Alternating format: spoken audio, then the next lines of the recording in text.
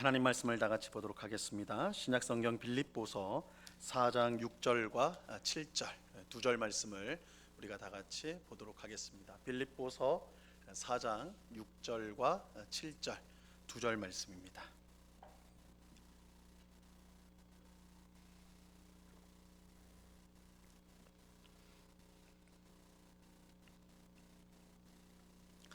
빌립보서 4장 6절과 7절 두 절 말씀을 우리 한 목소리로 같이 하나님의 말씀을 읽겠습니다. 시작.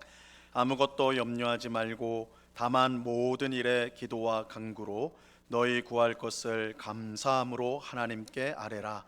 그리하면 모든 지각에 뛰어난 하나님의 평강이 그리스도 예수 안에서 너희 마음과 생각을 지키시리라. 아멘. 오늘 수요 성경 공부해 오신 우리 모든 성도님들을 진심으로 환영합니다. 우리 성경 공부하기 전에 우리 앞뒤 좌우에 있는 성도님 반갑게 인사를 나누도록 하겠습니다. 사랑합니다. 축복합니다.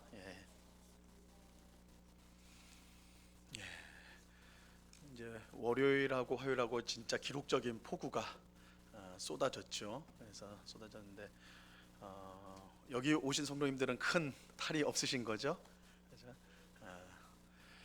감사하게도 교회도 다행히 이제 아주 큰 그 피해는 없었고 약간 이제 누수되어지는 부분들이 있었고 그래서 다행히 이제 저희는 이제 큰 피해가 없는데 아까 우리 집사님 기도하신 대로 여러 명의 인명 피해도 나고 또 이웃 중에 고통당하는 분들이 많은 줄 압니다.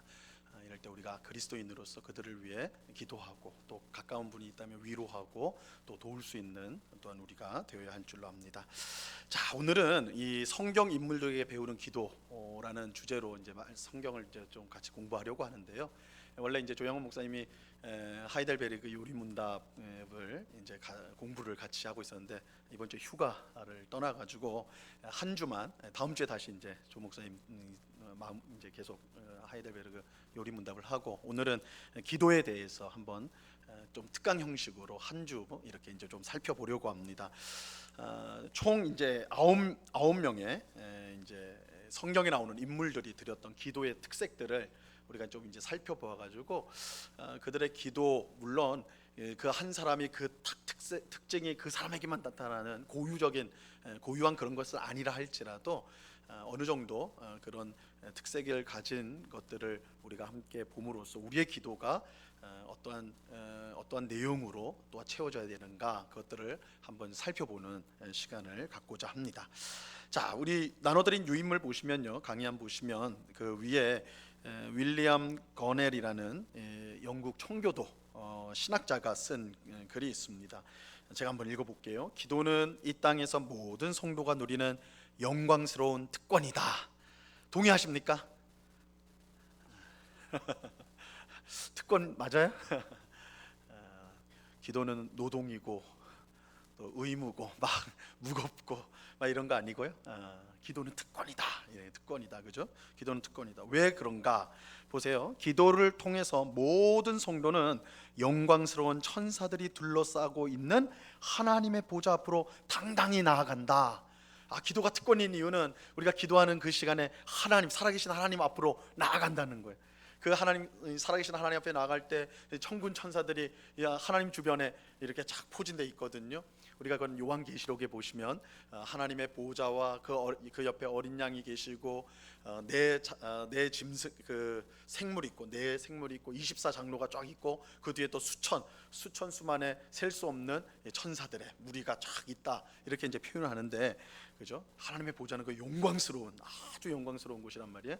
그 앞으로 기도를 통해서 우리는 그 앞으로 나간다. 그러니까 특권이죠, 특권. 또 왜 특권인가? 어린아이가 자상한 아버지의 품에 안겨 자신의 형편을 아뢰는 것처럼 하나님의 품에 편안히 안겨 자신의 모든 형편을 아뢰게 되기 때문이다. 이게 이제 기도가 특권인 이유예요. 그러면 기도는요, 단순하게 말하면 우리가 자녀된 우리가 아버지한테 우리 형편을 아뢰는 것입니다. 이 기도예요. 이건 예수님이 우리에게 가르쳐 주셨죠. 예수님이 마태복음 6장 9절 이하에서 우리가 보통 말하는 주기도 주님의 기도를 가르쳐 주셨는데 하나님을 어떻게 부르냐면 하늘에 계신 우리 아버지라고 그랬죠. 아버지. 그러니까 이 기도라는 것은 하나님을 나의 아버지로 모시고 또한 내가 그의 자녀로서 우리의 형편을 아뢰는 게 기도예요. 기도입니다. 그렇기 때문에 이 기도라는 것은 정말 나를 사랑하시고 또한 내 모든 것에 관심을 가져주시고 또한 내가 가장 복되기를 원하시는 그 아버지 앞에, 근데 그 아버지는 어떤 아버지예요? 하늘에 계신 전지전능하신 아버지란 말이에요. 무엇이든지 하실 수 있는 능력이 있으신 그분한테, 그 하나님 앞에 우리의 모든 것을 아른다, 형편을 아른다. 이것보다 특권이 어딨냔 말이에요. 그래서 윌리엄 거널은 이것이야말로 우리 성도들의 영광스러운 특권이다, 기도야말로 영광스러운 특권이다, 이렇게 우리에게 알려주고 있습니다. 그래서 우리가 기도를 생각할 때 우리가 항상 이 마음이 무거운 거는, 기도는 해야 되는 건 알겠는데 기도하는 게 쉽지 않단 말이에요, 그렇죠?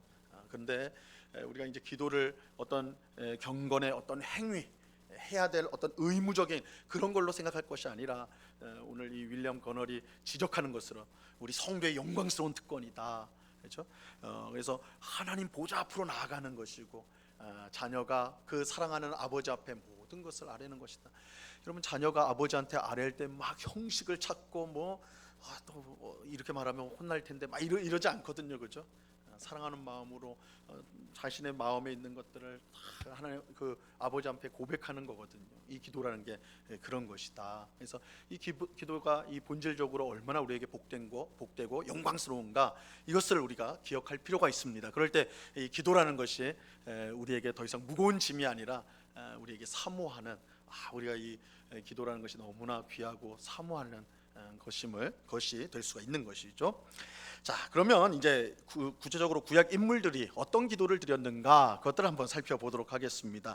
구약의 인물들의 기도를 먼저 살펴봅니다. 첫 번째는 아브라함입니다. 아브라함, 믿음의 조상 아브라함이에요.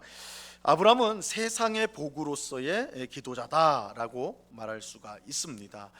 이 아브라함은요, 하나님께 약속을 받고, 원래 갈대아 우르라는 지역에 살다가 하나님이 나타나셔서 내가 지시할 땅으로 가라, 내가 지시할 땅으로 가면 내가 너를 큰 민족을 이루게 하겠다는 약속을 받고 가나안 땅까지 온 사람이 이 아브라함이에요. 하나님은 이 아브라함을 세상을 구원할 이스라엘 민족의 시조로 삼으십니다. 시조로 삼으세요. 그래서 그에게 약속을 주시는데, 그래서 이 창세기 12장 1절로 3절은 굉장히 중요한 말씀입니다. 말씀 보세요. 여호와께서 아브라함에게 이르시되 너는 너의 고향과 친척과 아비의 집을 떠나 내가 내게 보여줄 땅으로 가라. 2절, 내가 너로 큰 민족을 이루고, 이 약속이에요. 너로 큰 민족을 이루고 내게 복을 주어 내 이름을 창대하게 하리니 너는 복이 될지라. 이 말씀 굉장히 중요합니다. 너는 복이 될지라. 그래서 3절에 너를 축복하는 자에게는 내가 복을 내리고 너를 저주하는 자에게는 내가 저주하리니, 중요합니다. 땅의 모든 족속이 너로 말미암아 복을 얻을 것이라 하신지라. 하나님은 아브라함을 통해서 큰 민족을 이룰 것입니다. 어디서요? 지시한 땅, 가나안 땅에서. 그래서 그게 이스라엘 민족이에요. 근데 이스라엘 민족에 하나님은 이스라엘 민족을 복으로 삼을 것입니다. 여기서 중요한 게 복의 복. 우리 이전 성경에는 복의 근원으로 삼겠다 이렇게 했는데 이게 조금 애매합니다. 이게 개역 개정 번역이 더 정확할 것 같아요. 복이다. 그럼 우린 복이에요, 복. 복덩어리. 우리는 복덩어리란 말 쓰죠. 어떤 사람이 이제 뭐 결혼을 해가지고 며느리를 얻거나 사위를 얻었을 때 우리가 하는 말이 뭐예요? 우리 복덩어리를 얻었다고. 복덩어리를, 우리 집안에 복덩어리가 굴러 들어왔다, 뭐 이런 말 하죠. 안 들어보셨어요? 이 복덩어리가 들어왔다면 무슨 말이에요? 그 사람이 우리 집안의 복이라는 거예요. 그러니까 우리가 복이 될지라 하니까 우리 보통 이 말씀 어떻게 하냐면 내가 복 받는 걸로 이해를 해요. 내가 복 받는 거. 물론 사실 내가 복덩어리라는 것은 내가 복을 받는다는 걸 전제하기는 합니다. 그러나 핵심은, 초점은 내가 복되다에 거기 초점이 있는 게 아니라 나를 통해 다른 사람들이 복되게 하는 거예요. 그래서 우리가 이제 뭐 복의 통로다라는 말도 사용하는데, 그래서 3절에 보면 모든 민족이, 땅의 모든 족속이 너로 말미암아, 그죠? 너로 말미암아 복을 얻을 것이다. 이게 사실은 이 복이라는 것이 우리 한국 교회에서는 사실은 물질적인 번영과 물질적인 복으로 너무 거기에 치우쳐 버렸는데, 사실 하나님이 우리에게 주시는 궁극적인 복은 구원이죠. 구원. 예수 그리스도를 통한 구원. 그러니까 하나님은 이미 아브라함을 통해, 또한 그를 통해 만들어진 이스라엘을 통해 온 세상에 그들을 통해 복음이 전파되어지고 예수 그리스도로 말미암아 구원을 얻게 하는 이 일들을 하나님이 계획하고 계신 거예요. 이게 이제 아브라함에게 주신 약속이면서 또 사명이에요. 이 복의 복. 그래서 아브라함은 가는 곳마다 복덩어리가 되어야 되는 사명이 있는 거예요. 복덩어리가 되는. 근데 우리가 이제 보는 것처럼 이 창세기 이 12장부터 이제 아브라함의 이야기, 가나안 땅에서 아브라함 얘기가 시작됐는데 12장부터 22장까지 한 10장 정도가 아브라함의 이야기입니다. 이야기인데 그 한번 이제 댁에 돌아가셔서 한번 그 말씀을 한번 시간 있을 때 꼭 한번 읽어보세요. 그 이 12장부터 22장까지의 내용은 이게 점점점 위로 올라간다고. 아브라함의 신앙이 점점점 위로 올라가는 걸 보여줘요. 물론 올라가다 떨어지고 이런 경우가 있지만 결국 22장의 절정까지 이릅니다. 그러니까 아브라함이 처음부터 이렇게 약속과 사명을 받았지만 그렇게 순종하지는 못했어요. 연약한 존재였습니다. 그게 이제 앞부분에 다 나옵니다.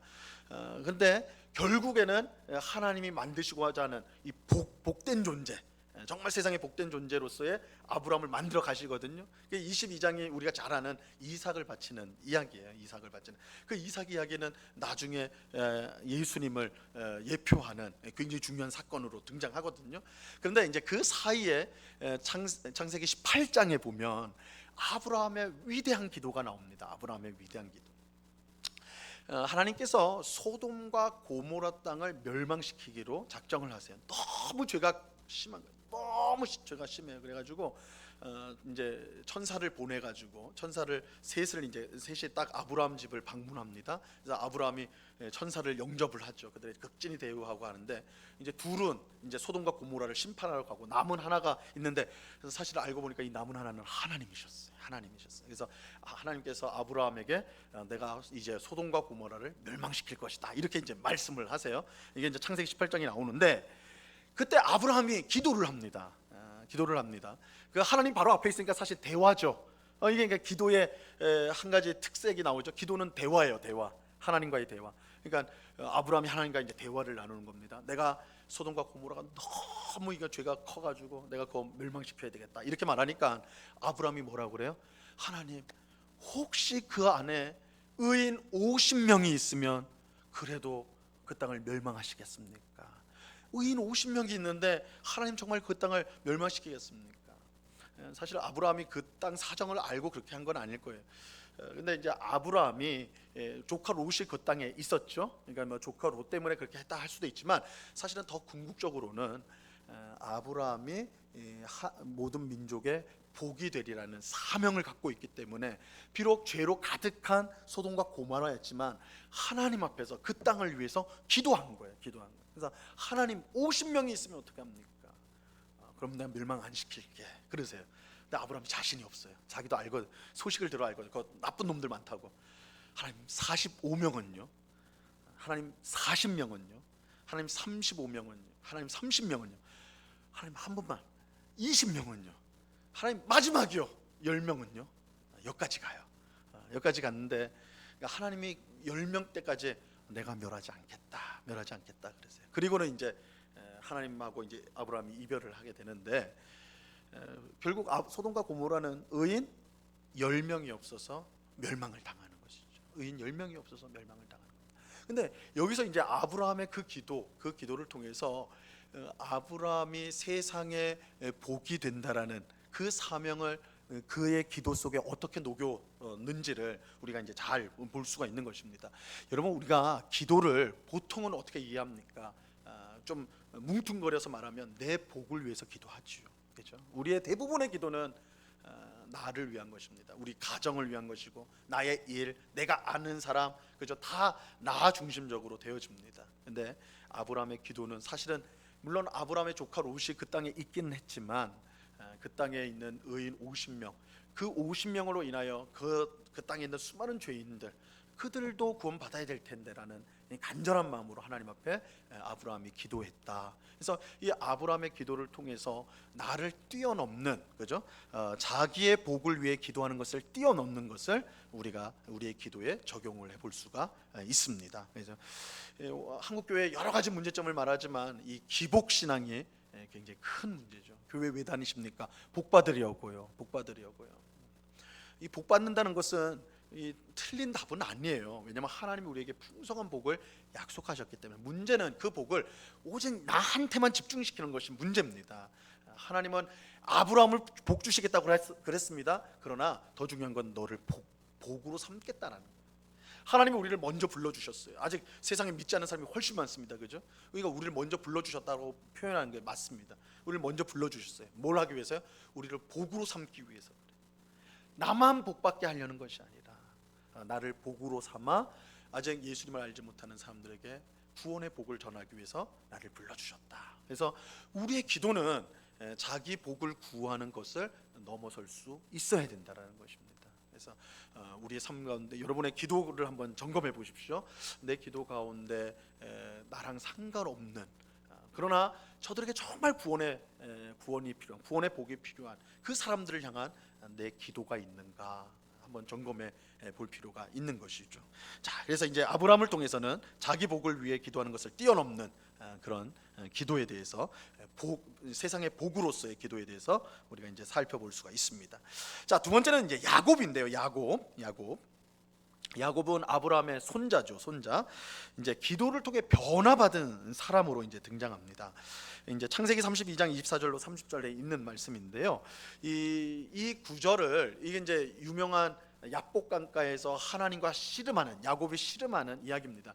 오늘은 이거 성경 말씀을 다 찾아보면 9시 전에 집에 돌아가기가 불가능하기 때문에 그래서 제가 성경 말씀은 건너뛸 테니까 여러분 돌아가셔서 이 교재 보시면서 한번 체크를 해보세요. 제가 한 강의랑 한번 맞춰보시기 바랍니다. 이 야복강가에서 이제 하나님과 씨름한 이야기입니다. 그런데 이 야복강가에서 씨름한 이 이야기를 또 설명하려면 좀 긴데 아주 짧게 하면 야곱이 형 에서에게 장자권을 뺐지요. 그죠? 축복을 뺐습니다. 형 에서가 화가 나서 죽이려고 그래요. 그래서 야곱이 피신을 갑니다. 어디로 가요? 외삼촌 라반의 집으로 도피를 합니다. 그리고 거기서 이제 라헬을 만나가지고 결혼을 하고 가정을 이룹니다. 큰 부자가 돼서 다시 가나안 땅으로 돌아와요. 그게 20년 후에 20년이 걸립니다. 근데 20년이면 강산이 두 번은 확가닥 바뀌었는데 형 에서의 마음은 어떤지를 모르는 거예요. 이제 야곱이 가나안 땅에 들어왔을 때 다른 건 문제가 안 돼요. 돈도 많이 벌어서 자수성가했어요. 이제 성공하고 왔어요. 쉽게 말해서 20년 동안 큰 거부가 돼가지고 돌아왔는데 문제는 딱 하나예요. 형이 여전히 가나안 땅에 있단 말이에요. 형이 나를 만나면 어떻게 할까? 형이 나를 죽이면 어떻게 할까? 그 불안과 두려움이 있는 거예요. 그런데 이제 강을 이제 건너면 이제 형 에서를 딱 만나게 되는 겁니다. 그래서 그 강을 이제 건너야 되는데 이 불안해가지고 건널 수가 없는 거예요. 그래서 자기 아내들이랑, 야곱은 아내가 4명이나 되죠. 라헬만 있는 게 아니라 4명이나 돼요. 그리고 아들들이 12명이죠. 야곱의 아들들이. 그리고 뭐 종이랑 짐승이랑 엄청납니다. 그것을 먼저 다 보낸 다음에 혼자 남아요. 혼자 남아가지고, 원래 야곱 이야기는 굉장히 흥미롭습니다. 야곱은 장꾀가 엄청 밝은 사람이에요. 다 먼저 보내고 자기 남은 이유는 뭐겠어요? 나는 좀 살아야 되겠다 이거 아니겠어요 혹시? 하여튼 남았어요. 이때 하나님이 와가지고 천사의 모습으로 와가지고 다짜고짜 씨름을 하는 겁니다. 이 레슬링이에요. 쉽게 말해서 막 엉겨 붙어가지고 싸우는 거예요. 이게 이제 야복강 사건이에요. 야복강 사건. 싸우는데 어떻게 됩니까? 결과가 야곱이요, 딴 건 못해도 야곱이 할 수 있는 게 잘 잘하는 게 뭐냐면 잡는 거예요. 잡고 안 놓치는 거. 야곱의 이름 뜻이 움켜쥐다라는 뜻입니다. 태어날 때 쌍둥이 형 에서의 발목을 탁 잡고 올라와가지고 그거 보고 야곱이라고 지었어요. 야곱, 딱 움켜쥐다. 움켜쥐는 거에는 세계 선수예요. 세계 선수. 그래서 하나님이 딱 레슬링을 딱 걸어오니까 무조건 잡는 거예요. 잡고는 안 놓는 거예요. 시간이 막 지나고 나니까 하나님이 야 놔라 나 가야 된다. 안 놔요. 그러니까 하나님이 어떻게 해요? 여기 엉덩이 뼈를 쳐버려요. 탁 치니까 어떻게 부러지죠. 그래도 야곱이 안 놔요. 그래도 안 나.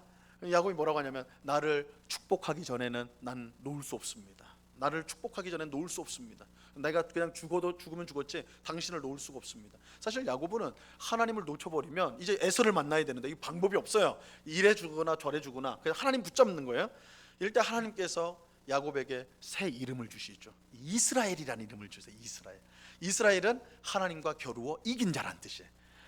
근데 이 말은 하나님과 겨루어 이겼다 했을 때 야곱이 이긴 건 아니죠. 왜냐하면 하나님이 작사를 냈는데 야곱을 그때부터 야곱은 쩔뚝쩔뚝 걸어 다녔다고요. 이제 평생 이제 장애를 안고 살게 되었는데 어쨌든 이긴 게 아니죠. 그럼에도 불구하고 하나님께서 그를 이스라엘이라는 굉장히 영광스러운 이름을 준 거예요.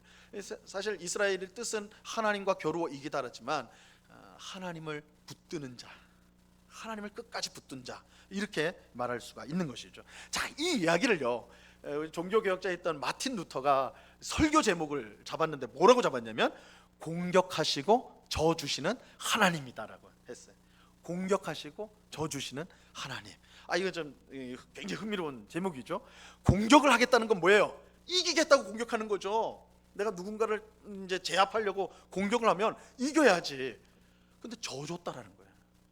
이게 딱 이 야복각 사건이에요. 하나님이 먼저 싸움을 거셨거든요. 근데 하나님 왜 싸움을 거셨냐? 져주기 위해서 그랬다라는 거예요. 자, 밑에 박스를 한번 보세요. 이렇게 이제 루터가 설명을 했어요. 이것이 가장 친숙한 사랑의 표징임이 앞으로 논의 중에 드러날 것이다. 경건한 부모가 아들에게서 사과를 빼앗으면서 아들을 훈련하고 아들의 믿음을 돈독하게 하는 것을 생각해 보라. 그러면 아들은 도망가는 것이 아니라 더욱더 강하게 아빠 돌려줘 라고 요청하는 것이다. 이렇게 아버지는 시험을 즐거워하는 것이며 아들은 사과를 다시 받은 후에 아버지를 더욱 사랑하게 되는 것이다. 아버지가 자신을 얼마나 사랑하는지를 알게 됨으로써 말이다. 그래서 아버지가 사과를 줘놓고 다시 빼앗아 가지고 너 이거 가져가 봐라 이렇게 하는 거예요. 근데 사실은 아버지가 맘만 먹으면 어린 아들이 아무리 어린 자녀가 아무리 때를 써도 안 뺏기잖아요. 근데 계속 쥐고 있다가 슬딱 빼준다라는 거예요. 그러면 이제 자녀가 어린 자녀지만 깨닫게 되는 거예요. 아버지가 내 거 빼앗아 가려고 그런 게 아니구나. 아버지의 사랑, 나를 변화시키려는 그런 것이 있는 거구나, 이렇게 생각한다라는 것이죠. 이 야곱이 야복강가에서 하나님과 씨름하였던 이야기를 이렇게 이제 비유적으로 루터가 한 것입니다. 그래서 하나님이 왜 야곱을 공격하셨는가? 지기 위해서, 짐으로써 뭘 알려주기 위해서요? 야곱아, 너가 지금까지 살아왔던 방식으로 살면 안 돼. 너 지금까지 사람 발목만 잡고 살아왔잖아. 사실 그랬거든요. 에서의 발목 잡았고 외삼촌 집으로 갔는 그 20년 세월도 결국은 외삼촌의 발을 잡아요. 외삼촌 재산을 엄청나게 가져오거든요. 물론 이제 이 간단하게 말하면 이런 거고 좀 복잡한 사정이 있지만 어쨌든 야곱의 지금 생애는 사람의 수단과 방법을 가리지 않고 사람 발목을 잡아서 이익을 남기는 삶이었어요. 그런 야곱의 이 종착점이 뭐냐면 에서가 나를 죽일지 모른다는 그 두려움이었어요. 그러니까 하나님이 야복강에서 가르쳐 준 거는, 야, 너가 한 노력대로, 너가 정말 네 머리대로 살아왔더니 그 결과가 뭐냐? 결국 죽음에 대한 두려움 아니냐? 너 아무것도 아니지 않느냐? 근데 야복강에서 하나님을 붙드니까 어떻게 돼요? 살게 된다. 그래서 이 야복강가의 이 사건은 사실 어떻게 보면 야곱이 하나님과 씨름하는 아주 격렬한 기도다라고 할 수가 있죠. 그 격렬한 기도를 통해 어떤 역사가 일어나요? 야곱이 변화가 되죠. 이스라엘로 변화가 돼요.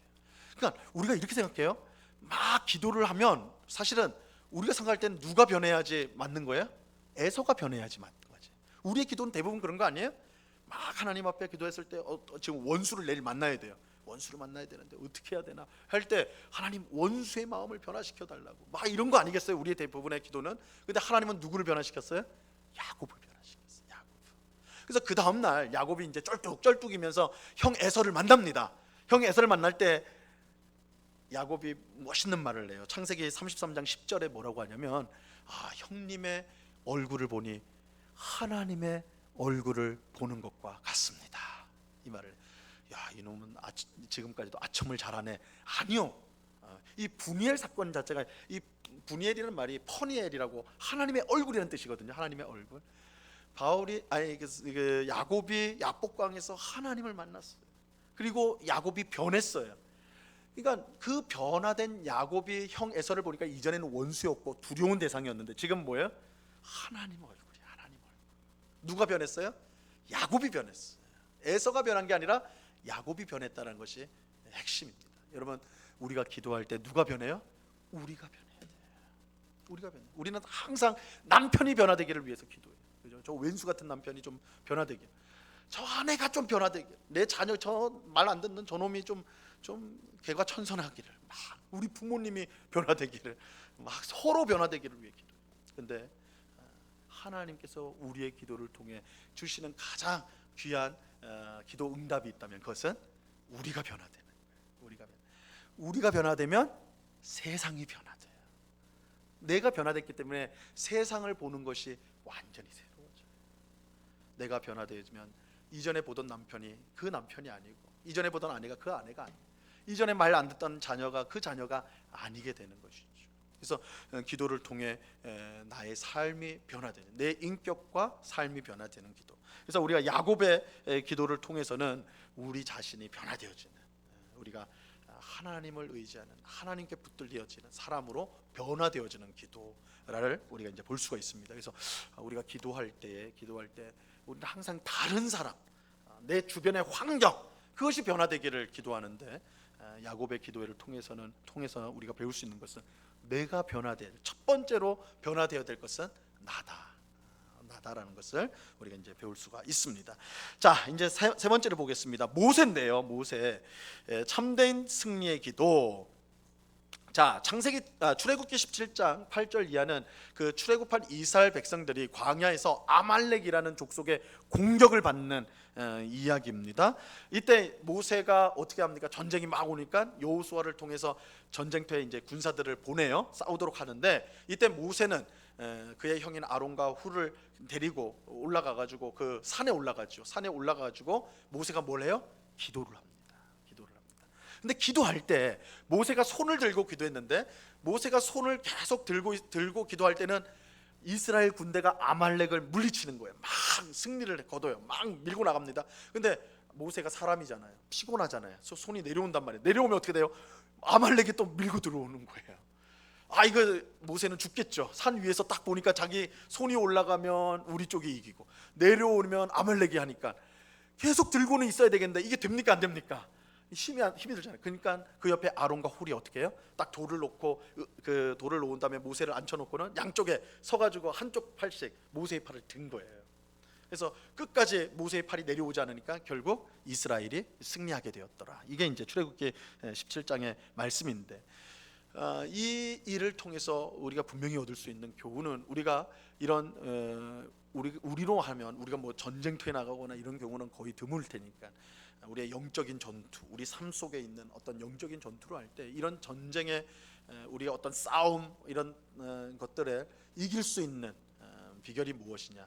바로 승리는 하나님이 주신다는 사실을 믿고 그 앞에 기도를 해야 된다는 것입니다.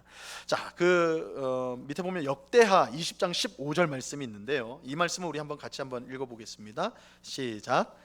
야하시엘이 이르되 온 유다와 예루살렘 주민과 여호사밧 왕이여 들을지어다.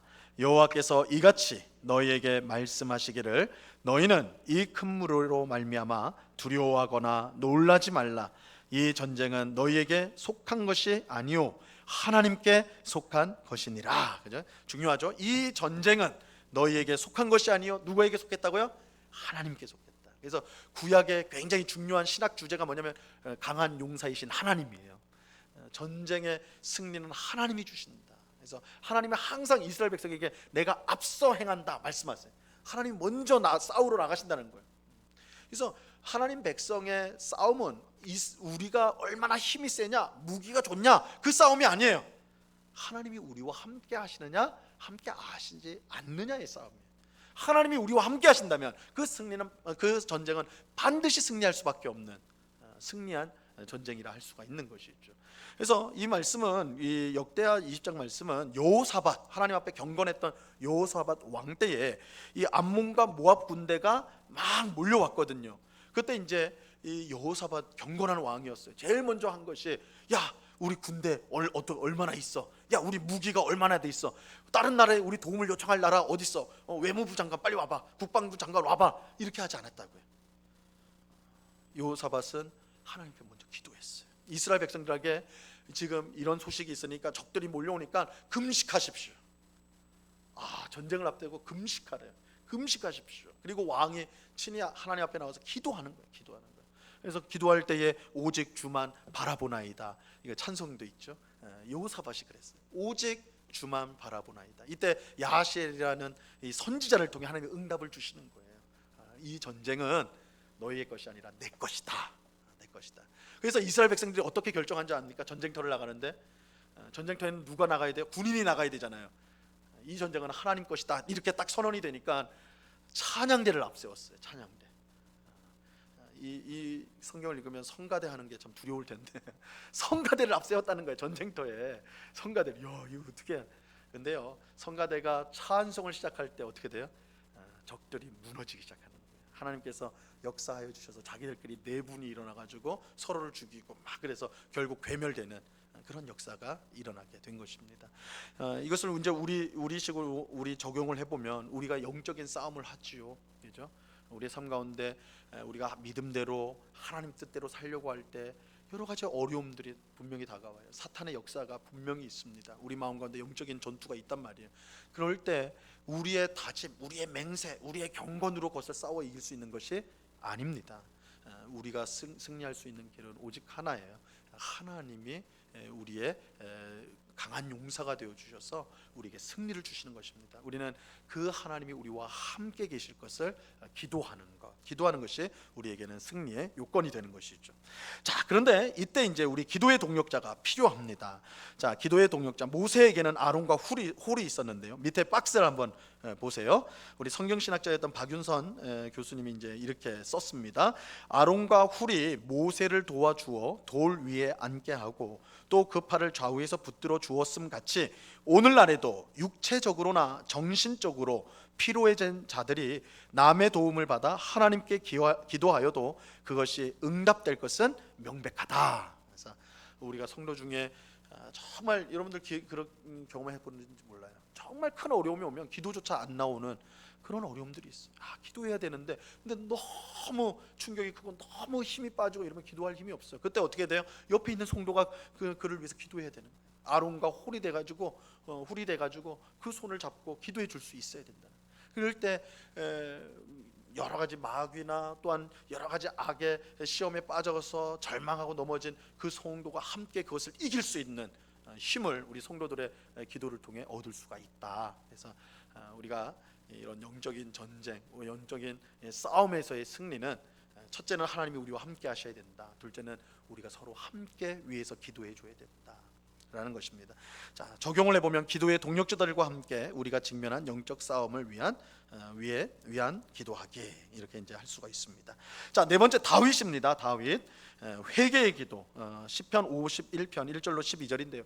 이 시편은 우리가 잘 아는 것처럼 다윗이 지었던 가장 큰 죄가 우리아의, 자기 부하인 우리아의 아내 밧세바를 범한 이제 성폭력을 한 것이죠. 그 죄에 대해서 하나님께서 그것을 선지자들을 통해서 질책하시고 깨닫고 회개하는 그 내용이 시편 51편입니다. 자, 이 회개의 기도를 우리가 이제 다윗의 회개의 기도를 생각해 볼 때 첫 번째는 회개 기도를 드릴 수 있는 근거는요, 오직 하나님의 인자와 긍휼하심에 있다라는 것을 기억하셔야 됩니다. 그러니까 우리가 회개 기도하면 내가 얼마나 내 죄에 대해서 애통하게 여기고 내가 얼마나 심하게 그것을 자책하고 눈물을 흘리고 거기에 초점이 있다고 생각하면 안 됩니다. 물론 우리가 진심으로 회개할 때는 그런 현상들이 그런 것들이 있어야 되는 건 맞아요. 그러나 무엇보다 먼저는 우리가 회개할 수 있는 근거는 하나님의 은혜와 인자에 있어요. 우리를 긍휼히 여기시는, 불쌍히 여기시는 하나님이 인자와 긍휼의 하나님이시기 때문에 우리가 회개할 수가 있는 것입니다. 그래서 우리의 회개라는 것은 결국은 우리를 용서하시고 우리를 향해 오래 참으시겠다고 하신 그 하나님의 약속의 말씀, 또 그 하나님의 성품을 의지하여서 우리가 회개를 하는 것입니다. 자, 구체적으로 2번을 보시면 회개 기도를 드리는데요, 이 회개라는 말은 구약 성경에서 회개라는 것은 돌아가다라는 뜻이에요. 돌아가다. 어디로 돌아가요? 어디로 돌아갈까요? 하나님께로 돌아가요. 하나님께로. 방향이 분명합니다. 그러니까 여러분, 회개는 단순히 나 이제 나쁜 짓 안 할게요, 내 이 짓 안 할게요가 아닙니다. 그건 당연하고 하나님께로 돌아가야 됩니다. 그러니까 죄라는 것은 이탈이에요. 하나님을 또 빗나갔다는 거거든요. 그래서 회개는 수부라고 하는데, 수부는 돌아오다라는 거예요. 돌아오다. 그러니까 하나님께로 돌이키는 것, 그래서 하나님과의 관계를 회복하는 것이 회개입니다. 그래서 이제 보시면 3절에 보면 자기의 죄를 아는 것, 죄를 알아야 되는 것, 그 죄로 인해 고통을, 항상 고통을 느끼는 것. 세 번째, 주님께만 범죄하였음을 고백하는 것. 근데 이걸 오해하면 안 돼요. 야, 어떻게 이 바세바한테 그렇게 나쁜 짓 하고 우리아야한테 나쁜 짓 했는데 다윗은 내가 주께만 범죄하여 이렇게 고백을 하거든요. 야, 이거 뭐 사람한테 나쁜 짓 해놓고는 왜 하나님 앞에 그렇게 하는가? 근데 그것은 이 사람한테 한 것은 뭐 아무것도 아니다 이런 뜻은 절코 아닙니다.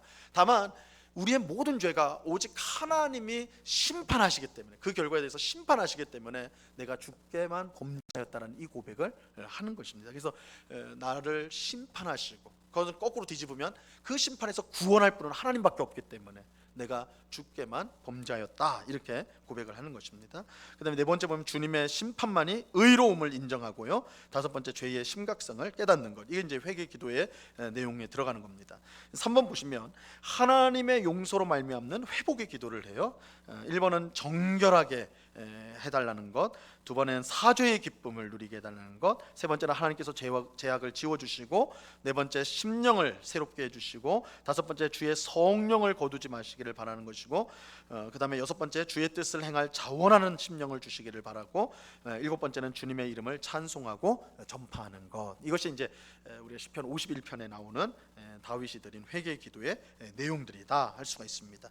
적용을 하면 자신의 죄의 심각성을 깨닫고 예수 그리스도를 의지하여 회개의 기도를 하는 것. 그래서 이 회개의 기도를 할 때 그저 내가 잘못했습니다에 초점이 있는 것이 아니라 나를 불쌍히 여기시고 긍휼히 계시는 하나님, 그 하나님이 근거다. 그리고 예수 그리스도를 우리를 위해 십자가에 내어 주신 그 하나님의 은혜와 사랑이 우리가 회개할 수 있는 근거라는 걸 꼭 우리가 기억하면서 회개를 드려야 합니다. 자, 다섯 번째로 넘어가겠습니다. 3페이지 보세요. 히스기야의 기도입니다. 히스기야, 남유다의 왕이었죠. 경건한 왕인데 우리의 간절함을 보시는 하나님입니다. 이사야서 38장 1절로 8절의 내용인데요.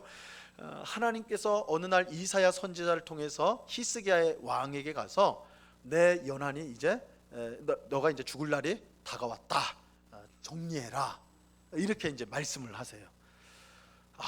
여러분 같으면 어떻게 하시겠습니까? 선지자가 와서 뭐 오늘 식으로 하면 목사가 딱 성도님한테 신방 가가지고 하나님이 어제 기도하시는데 우리 성도님 얼마 안 남았답니다. 예, 좀 마음의 준비를 하시고요, 뒷정리 좀 하시고요, 그렇게 하십시오. 그럼 어떻게 할까요? 뭐 이런 목사가 다 있나 막 이렇게 화낼까요? 근데 히스기야가 그 얘기를 듣고요, 곧바로 벽을 향하여서 통곡을 하며 기도를 합니다. 하나님 앞에 간절히 기도를 드려요. 자, 이 간절한 기도 박스를 한번 보세요. 박윤선 성경학자에 있던 박윤선 교수님이 이렇게 말을 합니다. 그는 얼굴을 벽으로 향하고 기도하였다. 이것은 세상을 단절하고 하나님께만 전심하는 태도이다. 이것이야말로 단단히 차리고 나선 기도이다. 우리가 기도하려고 할 때에는 방해도 많다. 그러나 그것을 다 제쳐 놓아야 한다. 적어도 이 히스기야의 기도에서 보여주는 것은 그가 그 하나님의 말씀을 들었을 때에 벽을 보면서, 벽을 본다라는 것은 아무것도 안 보겠다는 거 아니에요, 그죠? 하나님만 보겠다라는 표시죠. 하나님만 보겠습니다. 하나님만 의지합니다. 하나님만 나를 살릴 수 있습니다. 이것이죠. 그 하나님 앞에 통곡하며 자신의 모든 것을 다 던지면서 기도를 하였습니다. 자, 두 번째, 하나님의 이름을 위하여 응답. 자, 박스를 보세요. 응답되는 기도의 근거는 인간의 성실함이 아니라 바로 내 조상 다윗의 하나님의 성실함이다. 우리가 이렇게 생각할 수 있어요. 히스기야가 하나님께서 인생을 정리해라 했더니 벽을 보고 통곡하면서 기도를 했어요. 그럴 때 하나님이 이사야 선지자를 다시 돌려보내가지고 15년을 더 줘요. 15년을 하나님께서 내 눈물을 보셔서 내 기도에 응답하셨다. 그래서 15년을 더 주겠다. 이렇게 돼 있어요. 이것만 딱 보면 우리가 그렇게 이 간절한 기도에 대한 교훈을 받을 뿐만 아니라 이렇게 생각할 수 있어요. 야, 간절히 기도만 하면 되는구나 이렇게 생각할 수가 있는데 그렇지 않다라는 거예요. 물론 하나님은 간절한 기도를 기뻐하세요. 우리 하나님의 자녀인 우리가 간절히 눈물로 벽을 보면서 통곡하면서 하는 기도, 하나님 그것을 주목하여 보세요. 그러나 그 기도의 응답은 우리가 눈물을 많이 흘렸다고, 소리를 많이 질렀다고, 정말 우리의 모든 것을 다 걸고 했다고 해서 되어지는 것은 아니라는 거예요. 기도의 응답은 뭘로 통해서 옵니까? 하나님으로부터 오는 거예요. 그러니까 하나님이 이유예요. 하나님이 이유예요. 그래서 내 조상 다윗의 하나님의 성실함이다. 이 모티어라는 학자가 이렇게 이제 그 부분을 해설을 한 거예요. 인간의 성실함, 인간이 막 통곡하고 정성을 들여서 기도해서 그런 게 아니라 하나님 자신의 뜻 때문에 하나님께 그 기도를 허락하셨다는 거예요. 응답하셨다. 자, 밑에 보시면요, 이 시편 79편 9절에서 이제 그 내용을 잘 설명하고 있어요. 우리 구원의 하나님이여, 우리 같이 한번 읽어보겠습니다. 같이 읽습니다. 시작. 우리 구원의 하나님이여, 주의 이름의 영광스러운 행사를 위하여 우리를 도우시며 주의 이름을 증거하기 위하여 우리를 건지시며 우리 죄를 사하소서. 자, 우리를 도와달라고 하면서 왜, 그 이유가 뭐예요? 주의 이름의 영광스러운 행사를 위하여. 그죠? 또 우리를 건져달라, 우리 죄를 사해달라 하면서 뭐라고 그래요? 주의 이름을 증거하기 위하여. 쉽게 말해서 하나님을 위하여, 하나님의 이름을 위하여, 하나님이 영광 받으시기 위하여 내게 나를 구원하소서, 나를 건지소서. 이 기도의 기도 응답의 근거가 어디 있다고요? 하나님께 있다라는 걸 고백하는 거예요. 고백하는 거예요. 그래서 그 밑에 보시면 기도의 응답에 어떤 조건도 있지 않았다라는 것입니다. 그 밑에 박스에 보시면요, 6절인데 내가 내 날에 15년을 더할 것이며, 하나님이 이제 응답을 하신 거예요. 15년을 더하겠다. 내가 너와 이 성을 아수르 왕의 손에서 구원하고, 보세요, 내가 나를 위하고 또 내 종 다윗을 위함으로 이 성을 보호하리라 하셨더라. 그죠? 그러니까 하나님께서 히스기야에게 15년이라는 생명을 연장하신 그 응답은 히스기야가 눈물을 많이 흘려가지고 너무 간절하게 기도해가지고 들어주신 것이 아니라 누구를 위하여? 나를 위하고 또 내 종 다윗을 위함으로. 이 내 종 다윗이라는 것은 단순히 이미 이제 다윗은 죽었는데 왜 내 종 다윗인가? 이 내 종 다윗은 하나님께서 다윗의 자손 가운데 이 땅에 메시아를 주시겠다고 약속을 하셨기 때문에 그 약속을 말하는 거예요. 그래서 이 결국은 하나님을 위하여 응답을 하셨다. 그래서 우리의 기도의 응답, 우리가 정말 간절히 하나님 앞에 기도해야 됩니다. 그러나 그 기도의 응답의 근거는 하나님을 위한 것에 있다라는 것을 우리가 잊어서는 안 되겠습니다. 3번을 보시면요, 우리의 연약함을 넘어서는 은혜. 이건 로마서 8장 26절 말씀인데요, 이 말씀 우리가 함께 같이 읽어보겠습니다. 26절 시작. 이와 같이 성령도 우리의 연약함을 도우시나니 우리는 마땅히 기도할 바를 알지 못하나 오직 성령이 말할 수 없는 탄식으로 우리를 위하여 친히 간구하시느니라. 얼마나 큰 은혜입니까?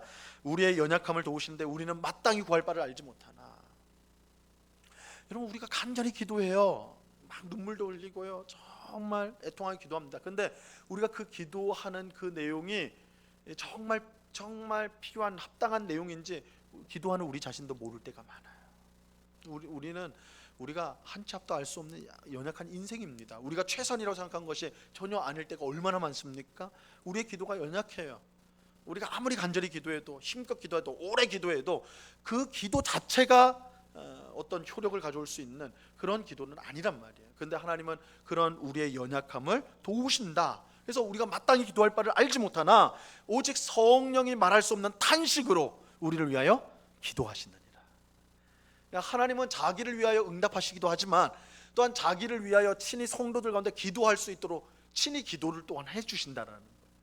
그러니까 이런 점에 있어서도 성도의 기도가 응답되는 것은 결국 하나님으로 말미암는 거예요. 그래서 여러분, 이것은 이 말을 잘 이해해야 돼요. 나쁜 쪽으로 생각하면, 야, 어차피 하나님이 자기를 위해서 응답해 주시고 어차피 내가 제대로 못할 거 아시고 성령이 나를 위해서 기도하니까 나는 좀 대충 해도 되겠구나. 이게 이제 나쁜 쪽으로 생각하면 그런 쪽이에요. 그죠? 하나님 다 해주시니까 나 할 거 없다. 근데 그거는 성경이 가르치는 바가 아닙니다. 성경은 우리가 정말 히스기야처럼 열심히 기도하기를 바라세요. 그런데 그렇게 열심히 해도 사실은 우리가 기도의 응답의 보장을 갖지 못하잖아요. 우리가 아무리 열심히 해도 하나님 앞에는 부족한 거예요. 그런데 하나님은 그런 우리 부족한 것을 아시고 응답을 해주시되 우리를 보시고 응답하시는 것이 아니라 자기를 근거로 하여서 우리에게 응답해 주신다. 또 성령을 통해 우리를 위해 친히 기도하도록 하신다. 그렇게 우리는 응답의 확신을 가지고 기도할 수 있는 거예요. 그죠? 그렇기 때문에 우리의 기도는 힘이 있어요. 우리의 기도는 힘이 있어요. 여러분, 우리가 간절히 기도할 때 그 기도의 응답에 대한 확신을 가질 수가 있는 것입니다. 왜냐하면 내 기도는 부족할지라도 하나님이 자기를 위하여 응답해 주시고 성령이 나를 위해 기도하도록 해 주시니까 우리는 더 열심히 기도할 수 있어요. 그렇게 생각이 안 드세요? 대충 해도 된다는 생각이 드시는 거예요? 이게 항상 우리의 고민이에요, 고민. 근데 하나님의 은혜가 있기 때문에 우리가 더 열심히 뛰는 거예요. 이게 성경적인 행동이에요. 우리 삶의 모습이 되어야 됩니다. 그죠? 우리는 내가 열심히 해야지 뭔가 열매가 온다 하면 더 열심히 할 텐데 이런 생각을 가져요. 근데 그렇게 되면 우리는 실망할 수밖에 없습니다. 여러분, 우리가 아무리 열심히 해도 하나님의 기준에 이를 수가 없어요. 근데 하나님이 이루게 하시겠다라는 거예요. 그리고 우리를 도우시겠다라는 거예요. 그래서 우리는 그걸 믿고 더 열심히 뛰는 거예요. 더 열심히. 그렇죠? 그래서 우리가 간절히 기도하는 히스기야의 기도, 우리에게도 필요한 부분입니다. 자, 적용. 간절한 마음으로 기도하기. 그러면서 우리가 의지할 건 하나님의 은혜다. 이것을 잊지 말아야 됩니다. 자, 6번째, 하박국, 믿음으로 드리는 기도입니다. 이 하박국 선지자는요, 굉장히 이제 좀 전형적인 선지자가 아니라 좀 특별한 선지자입니다. 왜냐하면 선지자의 정의는 하나님이 주신 말씀을 있는 그대로 전하는 게 선지자예요. 그래서 선지자의 전형적인 어투는 여호와께서 이르시되, 여호와의 말씀이 누구에게 임하여 그가 하나님의 말씀으로 했다. 이게 이제 전형적인 공식이거든요. 근데 하박국은요, 하나님 말씀을 먼저 받은 게 아니라 하나님께 먼저 질문을 해요. 그러니까 이 질문하는 선지자예요. 하박국은 질문하는 선지자. 그러니까 이게 우리 성도들한테 또 희망이 있어요. 하나님 앞에 질문을 할 수 있구나. 하박국이 보니까요, 그 사회를 보니까 너무 썩었어. 사회가 너무 썩었어요. 너무 불의하고 우상 숭배하고 막 이런 게 너무 썩었어요. 그런데 그냥 썩었어요. 다 썩으면 썩어서 뭐 다 심판받고 다 뭐 하나님 앞에 벌 받으면 괜찮은데, 하박국이 자세히 살펴보니까 그나마도 그 썩은 사회에서 믿음으로 살려고 하는 사람들 있잖아요. 믿음으로 살려고 하는 성도를 보는데 잘 사는 게 아니라 다 못 살아요. 더 핍박받고 막 속임 당하고 사기 당하고 막 이래. 막 변변치 않게 사는 거예요. 근데 나쁜 놈들 막 우상 숭배하고 남 뒤통수 치고 막 이런 사람들은, 사기치는 사람들은 너무 잘 사는 거예요. 너무 잘 사는 거예요. 하박국이 그걸 보고 너무 화가 나는 거죠. 여러분, 오늘날에도 우리가 사회를 보면서 그런 우리 성도로서는 의분이 있을 수 있죠. 아, 저렇게 신실하게 잘 믿는 우리 집사님, 권사님, 장로님은 왜 저렇게 어려운데 막 나쁜 짓, 세상에서 온갖 나쁜 짓 하는 사람은 숭숭장구하는 거 보면 의분이 일어나잖아요. 그러면 결국 뭐까지 가냐면, 하박국이 거기까지 간 건데 뭐까지 가냐면, 하나님이 다스린다는데, 하나님은 의로우신 분인데 이거 말이 되는가? 의인은 상을 받고 악인은 벌을 받아야지 맞는 건데 왜 의인은 벌을 받는 것 같고 악인은 상을 받는 것 같냐, 이거거든요. 그래서 하박국이 하나님께 따지는 거예요. 하나님 어떻게 이럴 수가 있습니까? 그러니까 하나님이 바로 응답해 주세요. 아, 그래? 그래는 제 말이고요. 하여튼 하나님 응답을 했는데, 그래? 그럼 내가 벌 줄게. 내가 나쁜 놈들 이거 싹 쓸어버릴게. 내가 바벨론 군대를 끌고 와가지고 다 싹 쓸어줄게. 하박국이 딱 듣고는, 역시 하나님 의로우시면서 심판하시는구나. 근데 조금 생각을 해보니까 이 응답이 말도 안 되는 응답이에요. 왜냐하면 바벨론 사람들은 어떤 사람이에요? 더 나쁜 사람들이에요. 이스라엘 사람들이 나쁘다고 해도 바벨론 사람보다는 안 나쁘거든요. 그러니까 정도, 급이 다르다는 게, 급이. 그러니까 이 말은 뭐냐면, 나쁜 놈을 좀 혼내달라고 하니까 더 나쁜 놈을 데리고 와가지고 혼내준 거예요. 더 나쁜 놈을 하나님이 도구로 쓰겠다는 거예요. 이 말이 안 되잖아요. 그러니까 하박국이, 하나님 이것도 아닌 것 같은데 어떻게 이럴 수가 있습니까? 그럴 때 하나님께서 주신 응답이 그 유명한 하박국 2장 4절 말씀이에요. 자, 박스 보세요. 박스. 보라 그의, 같이 그의는 하나 지우시고요. 같이 한번 읽어봅니다. 시작. 보라 그의 마음은 교만하며 그 속에서 정직하지 못하나 의인은 그의 믿음으로 말미암아 살리라. 여기서 중요한 게, 의인은 그의 믿음으로 말미암아 살리라, 이렇게 말씀을 하세요. 이 응답이 뭐냐면요, 하나님께서 계속 이해가 안 되잖아요. 하박국은 이해가 안 되거든요, 하나님의 일이. 근데 마지막에 가서는 하나님 뭐라고 하냐면, 너 나를 믿어야 돼. 너 하나님 아니잖아. 너 사람이잖아. 내가 하는 모든 일들을 너가 다 알 수 없어. 너가 나를 믿어야 돼. 성도가 이 땅을 살아갈 때 물론 무조건 덮어놓고 믿어라 아닙니다. 그러면 하박국이 질문도 안 했겠죠. 하나님이 답도 안 했겠죠. 우리는 질문해야 돼요. 하나님 앞에 질문도 하고 기도해야 됩니다. 기도할 때 질문해야 돼요. 하나님 왜 이럽니까? 할 수 있습니다. 그러나 끝에 가서는 결국 하나님께서는 너 나를 믿어야 돼. 내가 의롭다는 거, 내가 이 땅을 나의 선함으로 결국은 선이 승리하게 하겠다라는 거, 내 뜻이 악인들이 내 뜻을 거스르지 못하고 하나님의 뜻이 이루어진다라는 거, 너 믿어야 돼. 너 믿어야 돼.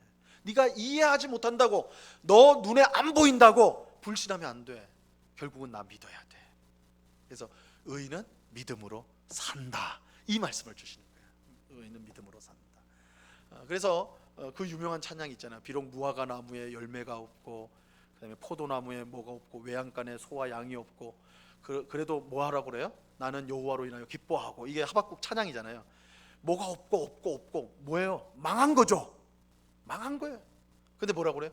여호와로 말미암아 나는 기뻐한다 그러죠. 다 하나님이 안 줘요. 뺏어요. 이해 안 되죠. 근데 하박국이 받은 게 뭐예요? 신실하신 하나님, 그 의로우신 하나님, 선하신 하나님을 믿는 거예요. 내 눈의 현실은 다 없어지고 빼앗는 것 같아요.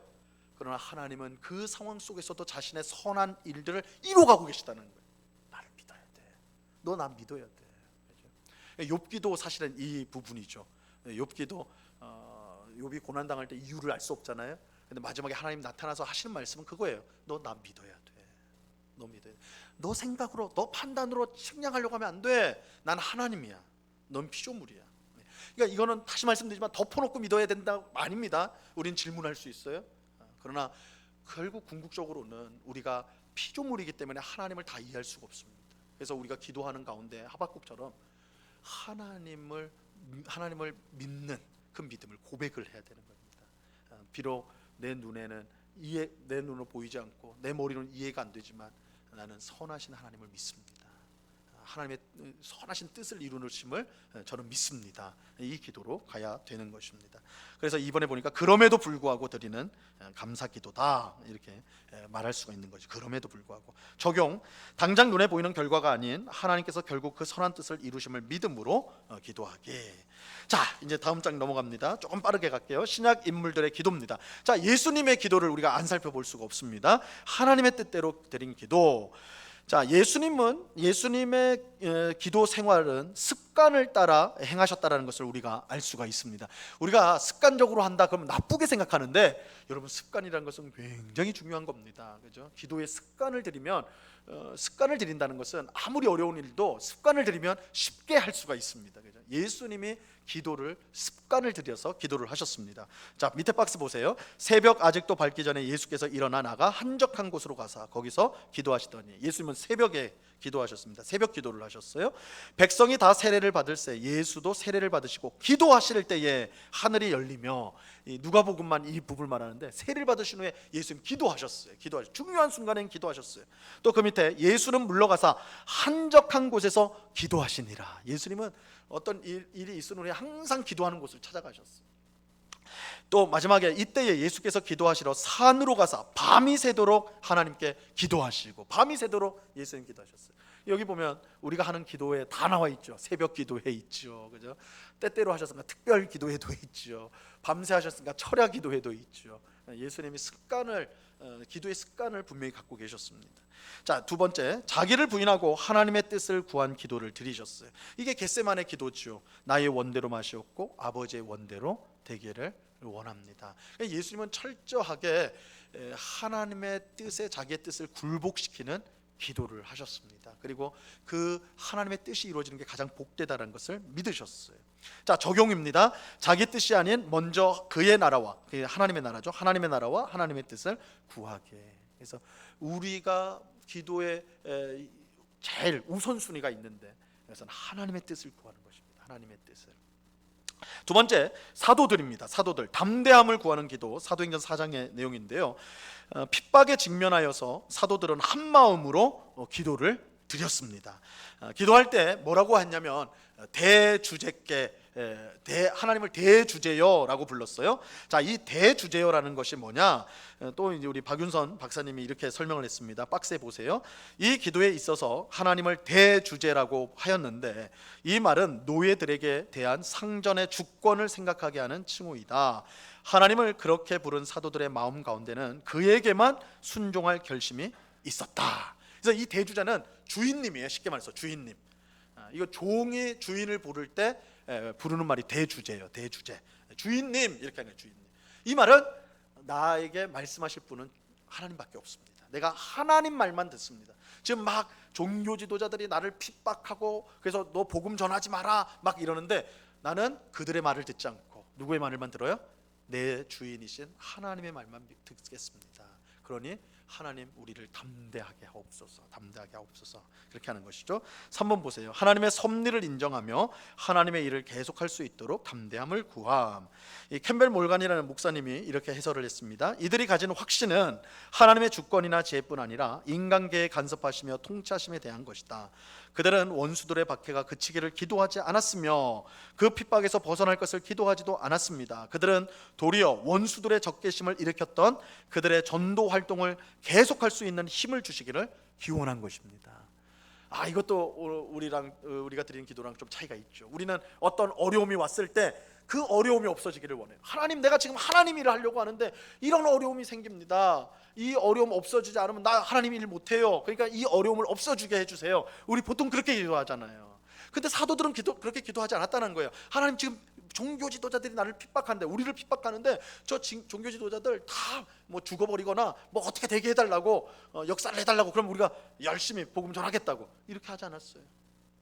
그들이 핍박할지라도 하나님, 우리 담대하게 복음 전하게 해달라고, 우리 소명을 감당하게 해달라고. 담대한 기도죠. 담대한 기도.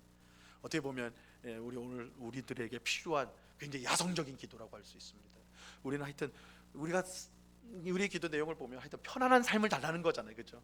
건강하게 해주시고, 돈도 좀 있어야 되겠고요, 노후도 조금은 안정이 돼야 될 것 같고, 내 자녀들 적당히 하여튼 좀 좋은 대학도 가야 될 것 같고, 좋은 취직도 해야 될 것 같고, 좋은 사람도 만나야, 다 보면 삶이 안정되면 내가 하나님 위해서 살겠습니다, 이거 되는 거 아닙니까?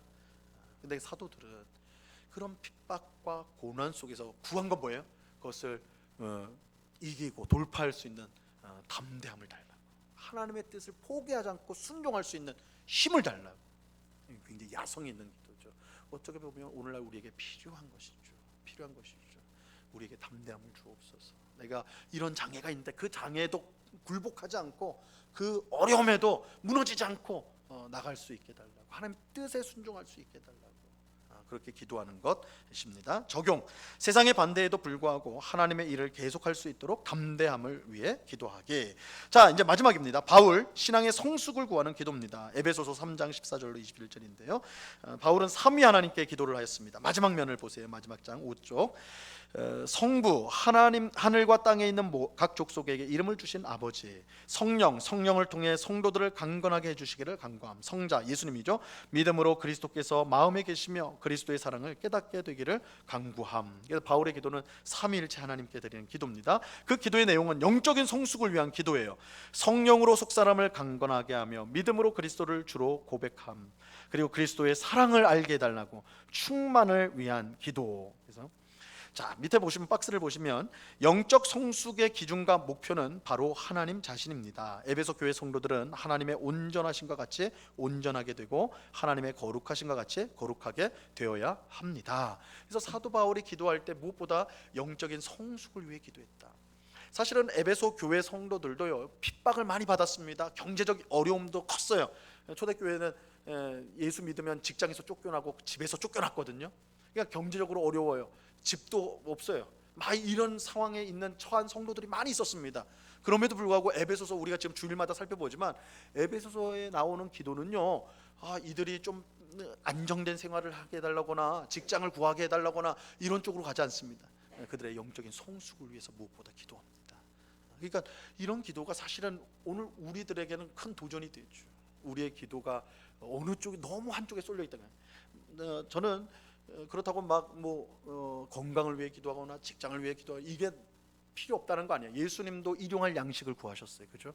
필요합니다. 우리가 이 땅에 육체를 갖고 이 땅을 살아가기 때문에 하루의 필요를 위해서 또한 일과 건강과 가정 이런 것들을 당연히 기도해야 됩니다. 그런데 너무 치우쳐 있지 않는가.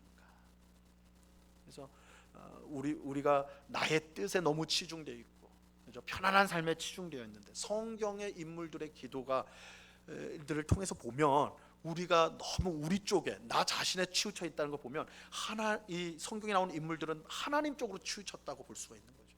우리가 점점 더 이 성경 인물들의 기도를 통해서 점점 더 옮겨가야 되는 위치를, 우리에서 너무 우리에게 집중되어진 기도가 하나님을 향할 수 있도록, 영적인 성숙과 또 하나님의 뜻을 이루는 담대함과 그리고 다른 사람들에게 복이 되는, 나를 뛰어넘는 그런 기도로 이렇게 점점 더 이쪽으로 옮겨가는 것이 되어야 된다는 것이죠. 그래서 오늘 우리가 함께 성경 인물들의 기도를 살펴보았는데 그들은 이렇게 기도했구나, 그거 알고 말아보면 아무 소용없죠. 그죠?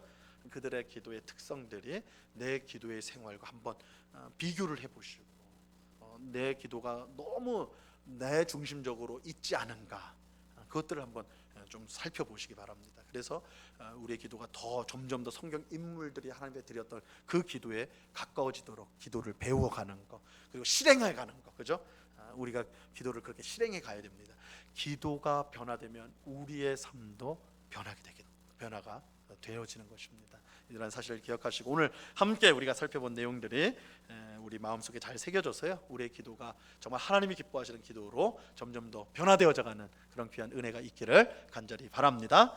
기도하겠습니다. 하나님 아버지, 감사합니다. 성경 인물들에게 배우는 기도라는 강의를 통해서 이 성경의 인물들이 어떻게 하나님 앞에 기도하였는가, 그 기도의 열매가 무엇이었는가, 그 초점이 무엇이었는가 우리가 살펴보았습니다.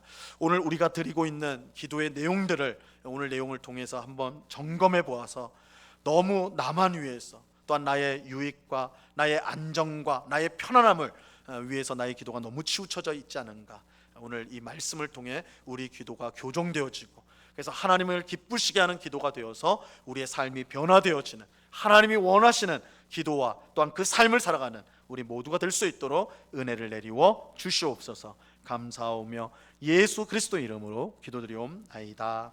아멘.